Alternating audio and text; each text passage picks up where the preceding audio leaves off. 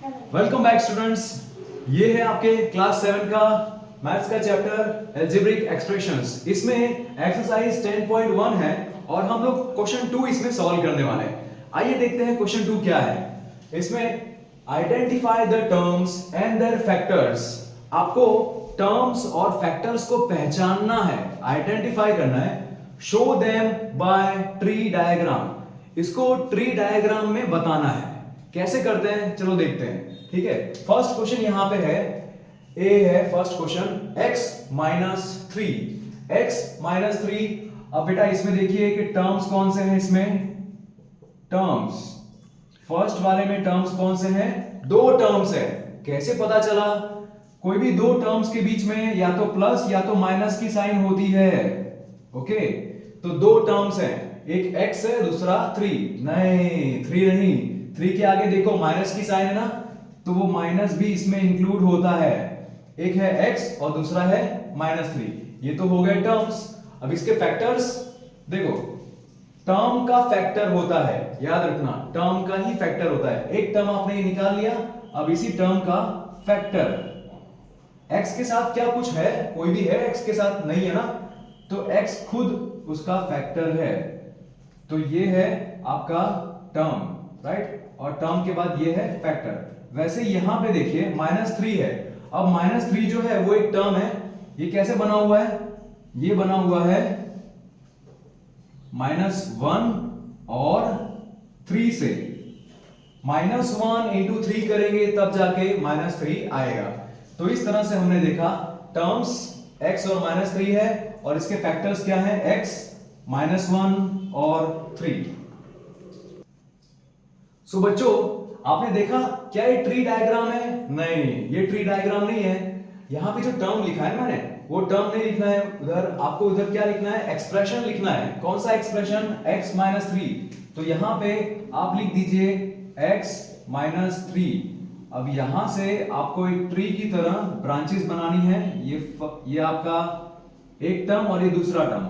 वैसे ही इस टर्म में फैक्टर्स कौन से हैं? x है और -3 का फैक्टर क्या है? -1 और 3। ओके बच्चों, तो यहां पे आप देखिए -3 है। इस टर्म को मैंने दो तरीके से लिखा है, फैक्टर्स इसके मैंने बनाए -1 और 3। लेकिन ऐसा करना जरूरी है नहीं, क्योंकि जब आप -3 के फैक्टर लिखते हो तो डायरेक्ट -3 लिख दोगे तो भी चलेगा।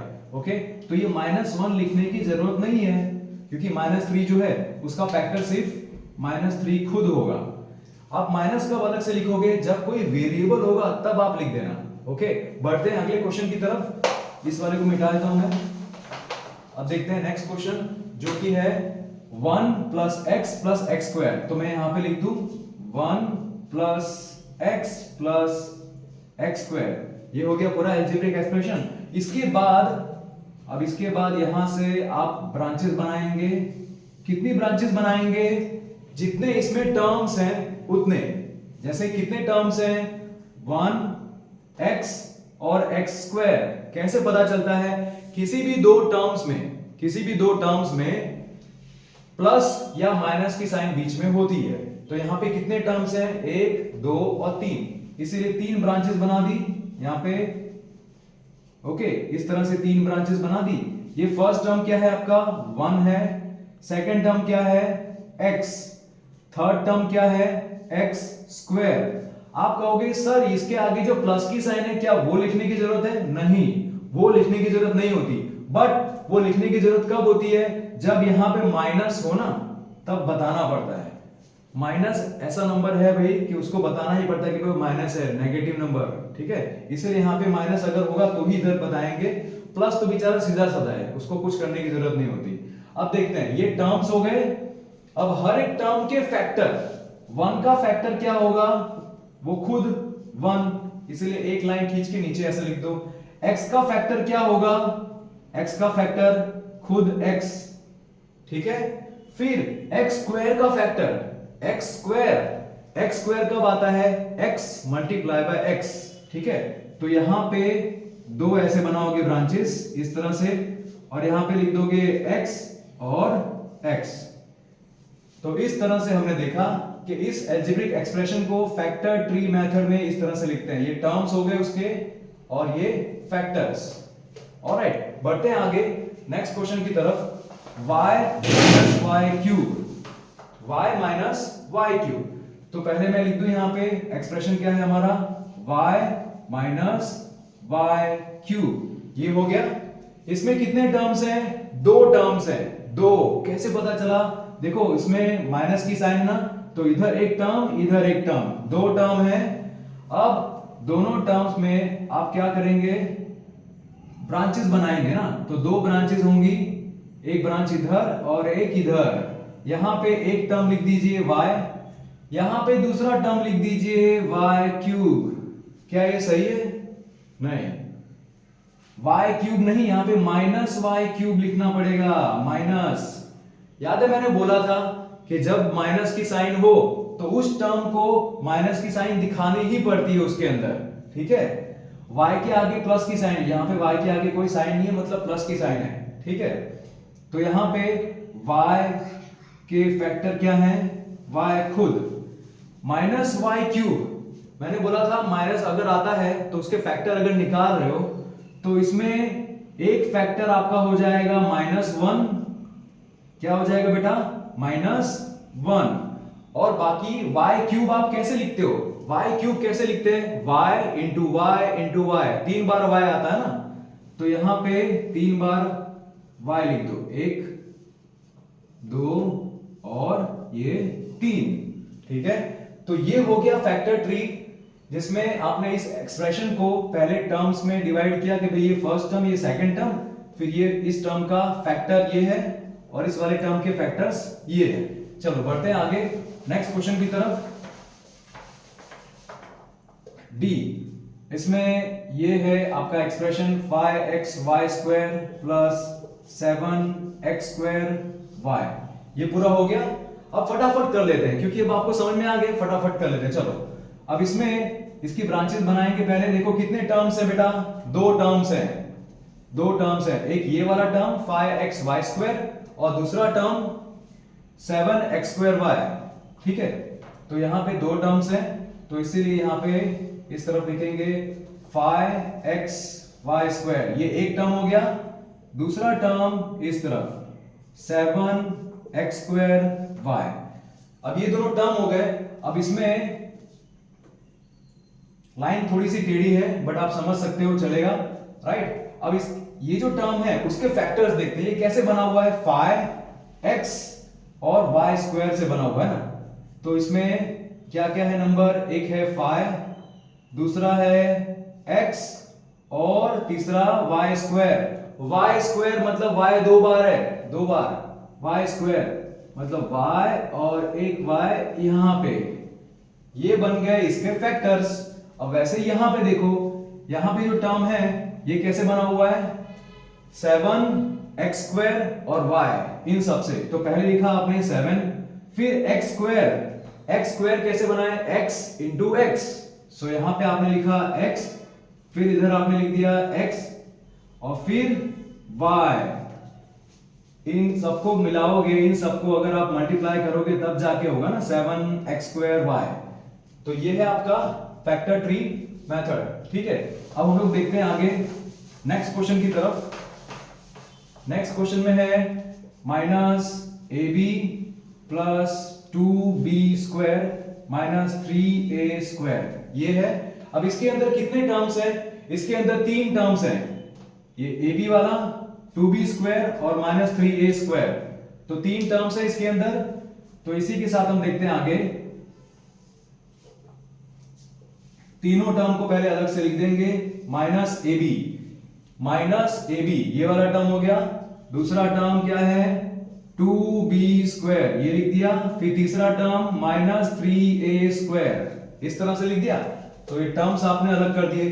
अब हर टर्म को अलग करके उसके फैक्टर्स लिखो। -ab मतलब पहले आप -1 लिखो, फिर उसके साथ a, फिर b, इस तरह से हो गया। उसके बाद 2b², इसमें 2 है और b² का मतलब क्या, b² का मतलब b दो बार, तो यहां पे b और b, ठीक है। फिर यहां पे देखो -3a² मतलब यहां पे -3 पहले लिख दिया, फिर a² के लिए क्या लिखोगे, 2 बार a लिखोगे ना, a और a। आई होप आपको ये समझ में आया है। अब बढ़ेंगे आगे नेक्स्ट क्वेश्चन की तरफ।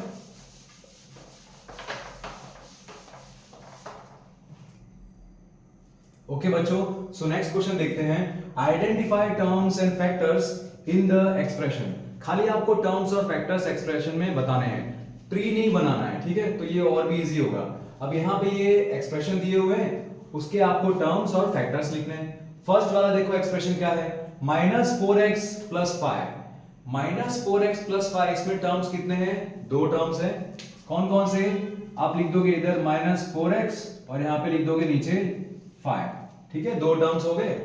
अब -4x के फैक्टर्स कौन से हैं, तो -4x कैसे बना हुआ है, -4 और x से बना हुआ है ना, बीच में क्या करना, कॉमा कर देना, ताकि हम लोग बता सके कि भाई -4 और x ये 2 फैक्टर्स हैं।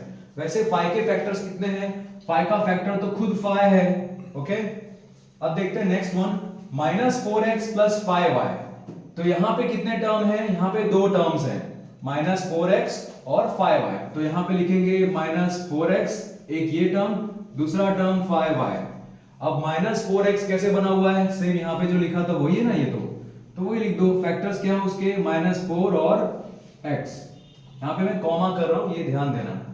5y कैसे बना हुआ है, 5 और y, ठीक है, तो 5, y उसके फैक्टर हो गए। फिर ये देखते हैं 5y + 3y²। तो यहां पे 2 टर्म्स हैं, तो आप क्या लिखेंगे इसमें, 5y और 3y², ओके। ये 2 टर्म्स हो गए। अब फैक्टर्स देखो, 5y के फैक्टर्स क्या होंगे, ये रहा ना 5y, देखो यहां पे भी था 5y, इधर भी है। तो 5y के फैक्टर्स क्या हैं, 5 और y। 3y² के फैक्टर कितने हैं, 3y² के फैक्टर देखो, 3y² कैसे है, 3 और फिर y² है, y² मतलब y 2 बार आता है, तो y, y, 3y, y, 3, y, okay. फिर यहां पे देखते हैं xy + 2x²y²। इसमें कितने टर्म्स हैं, 2 टर्म्स हैं, xy और 2x²y²। तो यहां पे लिख दिया, एक टर्म ये हो गया xy, दूसरा टर्म 2x²y²। अब देखो xy जो है, xy के टर्म्स कितने हैं, सॉरी xy तो ये एक टर्म है ना, बट उसके फैक्टर कितने हैं, x, y, x और y को मल्टीप्लाई किया तब जाके xy बना। वैसे 2x²y² ये कैसा होगा, देखो 2x²y² में उसके फैक्टर्स क्या हैं, एक तो 2 है, फिर x² के फैक्टर्स x और x, वैसे ही y² के फैक्टर्स y और y।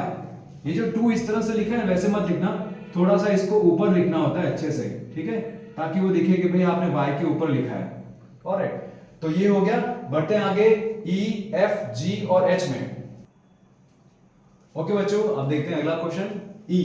इसमें एक्सप्रेशन में दिया हुआ है PQ + Q, मतलब इसमें कितने टर्म्स हैं, 2 टर्म्स हैं। एक टर्म है आपका PQ, तो मैं यहां पे लिख दूं PQ, एक ये टर्म हो गया, दूसरा टर्म क्या है Q, तो यहां पे आपने लिख दिया Q। आई होप आपको दिख रहा होगा, मैं थोड़ा छोटा लिख रहा हूं बट दिख रहा होगा, ठीक है। अब देखो PQ जो टर्म है उसके फैक्टर्स कितने हैं, उसके 2 फैक्टर्स हैं, एक फैक्टर है P और दूसरा Q, तो बीच में कॉमा लगा दो। Q के कितने फैक्टर है, Q खुद उसका फैक्टर है और कोई है नहीं, तो यहां पे Q लिख दोगे। कोई बच्चा पूछेगा सर Q के तो 2 फैक्टर होंगे ना, 1 और Q, तो वो भी आप लिख सकते हो, बट ज्यादातर 1 यहां पे लिखने की जरूरत नहीं है। अब देखते हैं दूसरा एक्सप्रेशन, 1.2 AB - 2.4 B + 3.6 A। अब इसमें कितने टर्म्स हैं, 3 टर्म्स हैं। 1.2 AB, तो मैंने यहां पे लिख दिया 1.2 AB। फिर दूसरा टर्म क्या है, 2.4 B, नहीं, -2.4 B, ओके, तो यहां पे लिखेंगे -2.4 B, ये दूसरा टर्म हो गया। फिर B को थोड़ा ठीक से लिखना है क्योंकि वो 6 जैसा ना लगे, बस, ठीक है। फिर प्लस 3.6a, तो यहाँ पे 3.6a लिख दिया, आगे प्लस लिखने की जरूरत नहीं होती। अब देखते हैं ये वाले टर्म में फैक्टर्स कितने। 1.2ab, इसमें फैक्टर्स कितने हैं? तो पहले तो ये लिखो नंबर 1.2, एक ये फैक्टर हो गया, दूसरा a, तीसरा b, इस टर्म के ये 3 फैक्टर हो गए। वैसे यहां पे देखो कितना होगा, -2.4 एक फैक्टर और दूसरा b। 3.6a, इसके कितने फैक्टर है? 2 फैक्टर, एक तो ये नंबर 3.6 और दूसरा कॉमा करके a लिख दो, हो गया। अब बढ़ते हैं आगे, नेक्स्ट एक्सप्रेशन देखते हैं। 3/4x प्लस 1/4, सो 3/4x, तो यहां पे 2 टर्म्स है ना, कौन से टर्म्स है यहाँ पे? 3/4x, ये एक टर्म हो गया, दूसरा टर्म 1/4। अब इस टर्म के फैक्टर्स, रिमेंबर फैक्टर जो होंगे वो एक टर्म के ही होंगे, ओके। तो देखो 3/4x ये कैसे बना हुआ है? ये बना हुआ है 2 फैक्टर से, 3/4 कॉमा x। वैसे 1/4 के फैक्टर क्या है? वो खुद एक, ये तो नंबर है ना, वो नंबर खुद आएगा, वो 1/4 बस। अगर इसके साथ कोई वेरिएबल होता ना कि 1/4y, तो आप लिखते 1/4 कॉमा y, बट यहां पे तो नंबर ही है। लास्ट क्वेश्चन देखते हैं बच्चों, 0.1p² प्लस 0.2q², कितने टर्म्स है इसमें? 2 टर्म्स हैं, 0.1p² और 0.2q²। तो यहां पे टर्म्स में लिखेंगे, एक टर्म ये है 0.1p² और दूसरा 0.2q²। q थोड़ा टेढ़ा हो गया, ओके ठीक है, 0.1p²। अब 0.1p² जो है उसके लिए हम लोग कितने फैक्टर लिखेंगे? देखो इसमें कितने फैक्टर है, एक तो है 0.1, दूसरा है p²। p² के तो 2 फैक्टर होते हैं ना, p, p, तो हो गए ये 0.1, p, p। वैसे 0.2q², तो यहां पे आप लिखेंगे 0.2 और q² के 2 फैक्टर होंगे, q, q। ठीक है बच्चों, सो आई होप आपको इस क्वेश्चन में जो भी मैंने समझाया आपको समझ में आया होगा। फिर भी हो सकता है कि कुछ बच्चों को डाउट हो, कोई तकलीफ हो, कुछ प्रॉब्लम हो, तो आप लोग कमेंट सेक्शन यूज कर सकते हैं, उसमें अपने डाउट पूछ लीजिएगा। और अगर आपका मन करे तो आप टेलीग्राम में भी जुड़ सकते हैं और अपने डाउट्स पूछ सकते हैं। थैंक यू सो मच, मिलते हैं अगले वीडियो में।